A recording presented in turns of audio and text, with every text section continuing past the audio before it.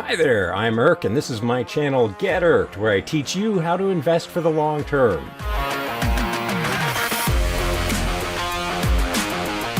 In today's video, we're going to talk about the best Canadian stocks to buy right now. Many people don't realize that I am Canadian until I start slipping in words like oot and about, tomorrow, and sorry without noticing it. However, one of the most regular requests that I get from my readers and viewers are what are the best Canadian stocks to buy right now? And before my American counterparts turn off, these aren't just good Canadian stocks, these are good stocks for anyone. I'm going to cover all 5 of these companies individually, and we're going to do it from least speculative to most speculative.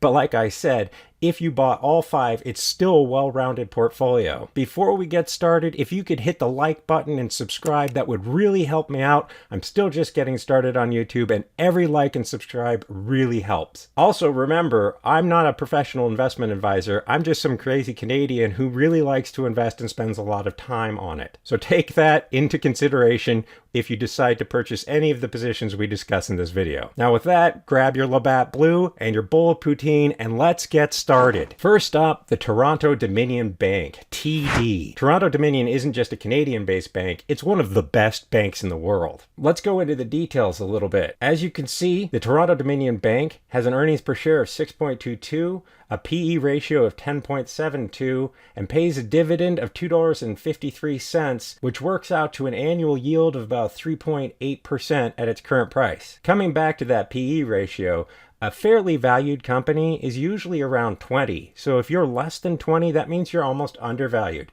Now the banks are a little bit different. However, that is a really reasonable PE, and this is a really reasonable overall portfolio position here. I really like the 3.8% yield. That's huge. Now let's go to the charts. This is Toronto Dominion's chart, and we're going to start at the base of the pandemic and draw a Fibonacci retracement to see what levels we have for buying in stages. In TradingView, hit Alt-F, draw from the base of the move to the high of the move, and that will give you the different levels of Fibonacci retracement. And as a quick refresher, Fibonacci retracement is based on the patterns that we see in nature that also repeat themselves in the stock market. You can see its high was $73.85, but just like the rest of the financial sector, TD has pulled back. TD pulled back about 14%. Where it is currently is slightly above the 23.6% retracement. However, this isn't a bad starting point. If you were going to buy in stages, you could pick to either buy 25 or 50% of your position right above these levels, and then save the rest of the cash to buy in stages on the way down. You can either follow the retracement directly at 58.45 for the next buy purchase, or you can see down here that we've got a little bit of support right about there, which is $56.64. This wouldn't be a bad place to do your second purchase. And just repeat from there. You can see a 50% retracement is $53.70, and a 61.8% retracement is $48.94, and so on. You could even calculate in to ensure that you have some money left over down here at the bottom at $33.74. Next up, Canadian Tire Corporation, ticker symbol CTC. If you're not Canadian, you're probably immediately thinking that this is a tire and auto parts store. And you'd be right, but only partially. Imagine if an auto parts store mixed with a Costco and a grocery store and a whole bunch of other stores so that you could just go to one place for pretty much everything. Then imagine a company that has excellent management, incredibly loyal customers, and locations throughout the entire country. And you have the outperforming retailer that is Canadian Tire. When we go into the details, you can see that Canadian Tire has an earnings per share of $15 and a PE ratio of 17.67. That makes it a bit more expensive than Toronto Dominion, but it's still not overvalued by any stretch. In addition to that, it pays a dividend of $4.70, which works out to 1.88% at the prices of this video. Now let's go to the charts. Just like we did last time, let's start at the base of the pandemic and draw a Fibonacci retracement all the way up to its recent high. We can see that Canadian Tire has sold off a bit, dropping about 10% from its recent high. Just like our other positions, you can buy in stages, and you can choose whether you want to start with a 25 or 50% position. As you can see, the 200-day moving average is at $218.38, which makes a good second purchase. Now, it's possible it'll find support around the 38.2% retracement, retracement, so it all depends on exactly how conservative or aggressive you want to be when you're building this position. From there, you'll see that we have support at about $192. We have support down here as well at $163, and then the pandemic bottom was $140. So you could choose how to be able to purchase in stages based on how aggressive or conservative you want to be. The pandemic has proven that retailers like Canadian Tire are going to last for the long term, so I wouldn't anticipate seeing $140 again unless we have a really big black swan event. Next up, Barrick Gold, ticker symbol GOLD. Longtime viewers of my channel would be familiar with this one, as I do hold a position in Barrick Gold. Not only is Barrick Gold based in Canada, Barrick Gold is the best in breed gold miner. In today's environment of all the governments printing their money and causing inflation, having a gold miner in your portfolio is a really reasonable thing to do to hedge against potential high inflation. And as far as gold miners go, they come no better than Barrick Gold. Let's look at the details. You can see that Barrick Gold has an earnings per share of $1.38 and a PE ratio of 15.68. Now, although that makes this better valued comparatively to Canadian Tire, I don't usually compare PE ratios of two companies from two different industries. For one thing, gold mining is definitely more speculative than retail. Now, going back to the details, one of the great things about Barrick Gold and makes it a better option than holding paper gold is there's a yield. And in Barrick's case, that yield is substantial, paying 92 cents per share, which currently works out to almost 4.25%. Now let's look at the charts. Once again, we're going to do a Fibonacci retracement from the base of the pandemic to the high in the past year. As of the recording of this video, gold has become somewhat unpopular, which makes it a decent time to start buying. You can see that Barrick Gold is still under its 200-day moving average of $22.65, and you can also see that this 200-day moving average provides a lot of resistance. As Barrick Gold reaches it, it gets pushed back down. It's a little bit undervalued right now. It's been under selling pressure, so this wouldn't be a bad place to start a 25 or 50% position. Once again, we'll go back and we'll try and find some levels where we might do additional purchases. We've got one here around $18.65. We've got a good one down here at $15.47. And then you can see the pandemic low of $12.65. Unlike a lot of the other positions in this portfolio, which are unlikely to see their pandemic lows, because of the volatility of gold, it's not quite the same thing for a gold miner. So it is possible that Barrick Gold could sell off down to that $12.65 mark. As always, when it comes to buying in stages, it's entirely up to you how aggressive or conservative you want to be. If you want to ensure that you have a full position before we get down to this level, that's entirely up to you. It's one of the great things about buying in stages. It can be customized to each individual investor. Next up, Canopy Growth Corporation, CGC. Canopy Growth Corporation is the leader and the best in breed when it comes to recreational cannabis and is an excellent play both on recreational marijuana as well as CBD products. In addition to being Canadian-based, Canopy Growth has the backing of Constellation Brands, a major alcohol manufacturer in the United States who owns a significant percentage of Canopy and also provides funding. As we move toward federal legalization in the United States, one of the key elements that's going to make a successful cannabis play is whether or not they can survive long enough in terms of their finances. And because Canopy Growth is so well backed, it's a really good play. I think it's the best in breed, and again, I hold this one in my own portfolio.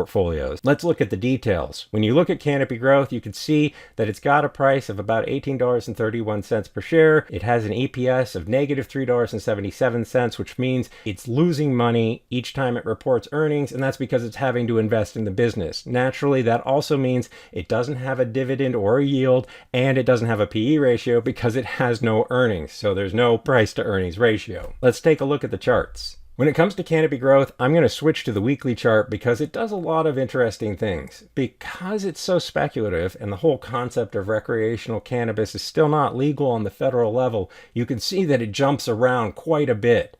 It didn't come public in the United States until May of 2018, and that's when I bought in. I think it was about the third week of May when Canopy Growth came public. So we'll just start around $27.25, and you can see that Canopy rocketed to a high of $59.25. During 2019, people started realizing that maybe everybody was a little overhyped on cannabis, and it really sold off, dropping down to a low of $13.81. When we went into the pandemic, that low didn't hold, and Canopy growth dropped all the way down to $9 even. From there, it rocketed back up, hitting a high of $56.50 when earlier in 2021, the meme stocks got a hold of it and it got pumped up with all the short sellers being squeezed right out of it, only for it to collapse back down again to a low currently of about $18.05. As volatile as Canopy growth is, you can see on the daily chart that it's oversold, or at least approaching oversold, on the relative strength index on the daily chart,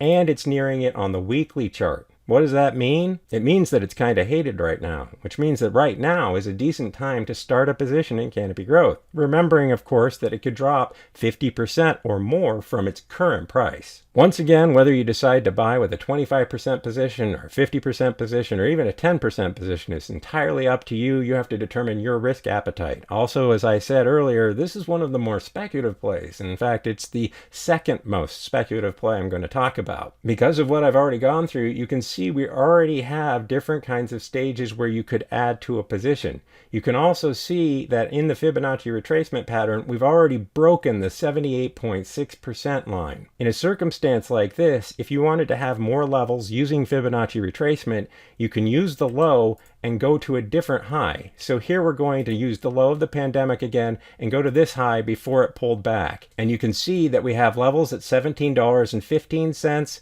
$15.60, $14.04, $11.82, and then $9. Once again, Canopy is pretty speculative, but that being said, I do believe that the federal government in the United States will legalize cannabis at some point. So I think this is a great long-term play. Last up, the most speculative play that I have, and it's not speculative because I don't have faith in the company, it's a growth tech stock and it's huge. It's Shopify, ticker symbol SHOP.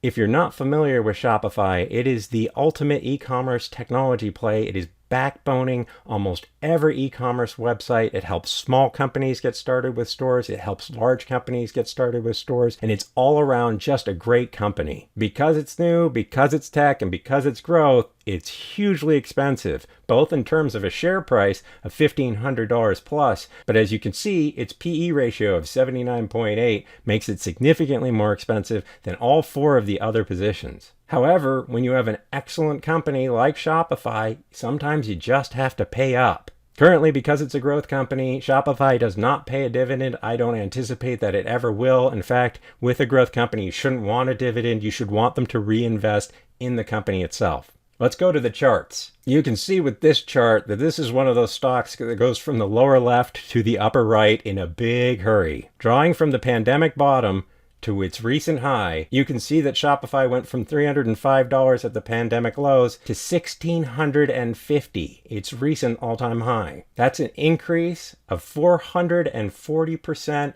in a little over a year. When we look at the relative strength index, you can see that it's not quite overbought right now. However, switch to the weekly and we're much closer to overbought territory, as well as the monthly, we are supremely overbought. Now, does that mean that Shopify is due for an epic sell-off?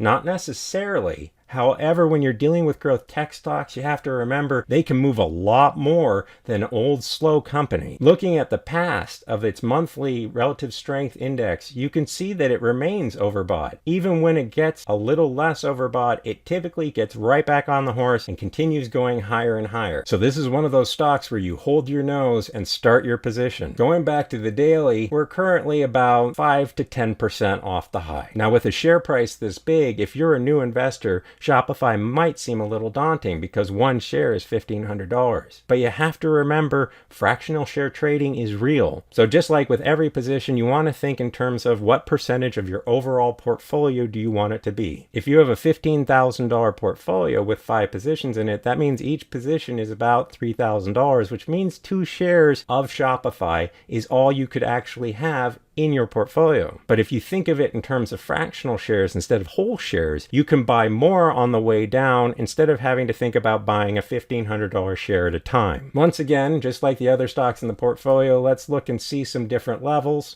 You can see that $1,332.65 is a Fibonacci retracement level right about here, but you can also see that it regularly pulls back to the 200-day moving average, which is currently at $1,210. So if you did your first buy at about $1,500, you can see right above the 200-day moving average that we start getting support. And so you might consider doing your second buy somewhere around $1,230. You can also see by looking at Shopify's history that when it does fall down and touch or break through the 200-day average, it doesn't do it very long before recovering and moving to new highs. Overall, Shopify would make an excellent tech position in any portfolio. Now, granted, it feels really overbought, but it's always going to feel that way. Just like Amazon, just like Apple, just like a lot of other tech companies, they feel overbought, you buy them, and they end up going higher. Thank you for watching. Please like and subscribe and leave other ideas for videos in the future in the comments. I'll see you in the next video.